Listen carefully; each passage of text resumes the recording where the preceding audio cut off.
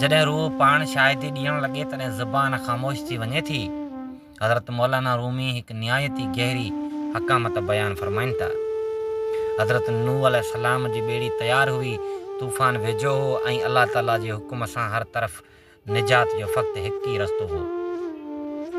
हज़रत नूह अलैहिस्सलाम हर माण्हू खे मुहबत, शफ़क़त ऐं ख़ैर ख़्वाही सां सॾे रहिया हुआ त अचो अलाह जे हुकुम मूजिबि ॿेड़ीअ में सुवार थी वञो त जीअं तूफ़ान खां महफ़ूज़ रही सघूं।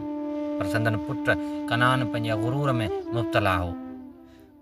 हुन चयो, मूंखे ॿेड़ी जी ज़रूरत न आहे, मां तरणु ॼाणा थो, मां पंहिंजी ताक़त ते भरवसो करे पाण खे बचाए वठंदुसि।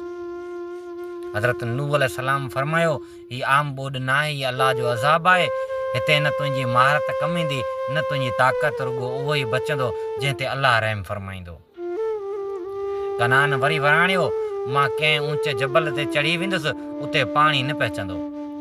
हज़रत नूह अलैहिस्सलाम फरमायो, अॼु न को जबल, न का ताक़त, न ई को सहारो अलाह जे फ़ैसिले खां बचाए सघे थो।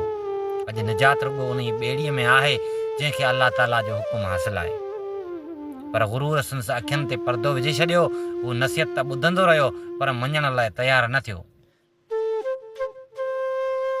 ओचितो हिकु वॾी लहर उथी ऐं पल ई पल में खेसि पाण सां गॾु वहाए वई। हज़रत नूह अलैहिस्सलाम ॾुख सां अलाह ताला जे बारगाह में अर्ज़ु कयो, ऐं मुंहिंजा रब, इहो मुंहिंजो पुटु हो ऐं तो वाइदो कयो हो त मुंहिंजनि घर वारनि खे निजात ॾींदे। अलाह ताला फरमायो, ऐं नूह, बेशक उहो तुंहिंजे अहल मां न आहे, छो त संदसि अमल साले न हुआ।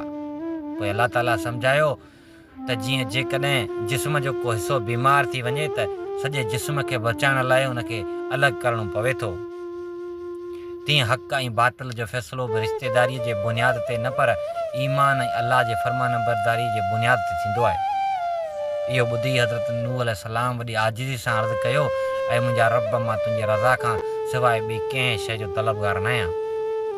जेकॾहिं मुंहिंजी सोच में का कमी रही वई हुजे त मां तोखां माफ़ी घुरां थो। तूं जेको फ़ैसिलो करीं उहो ई हक़ ते आहे। कॾहिं कॾहिं इंसानु पंहिंजी अक़ुल, ताक़त, दौलत या सलाहियत ते एतिरो भरोसो करणु लॻंदो आहे जो अलाह ताला जे हुकुम खे मामूली सम्झणु लॻंदो आहे। पर जॾहिं अलाह ताला जो फ़ैसिलो अचे थो तॾहिं न ताक़त कमु अचे थी, न गुरूर ऐं न ई वॾाई। हक़ीक़ी निजात हमेशह अलाह ताला जे अताअत, आजिज़ी ऐं मथस अमल जो भरवसो तवकल करणु आहे।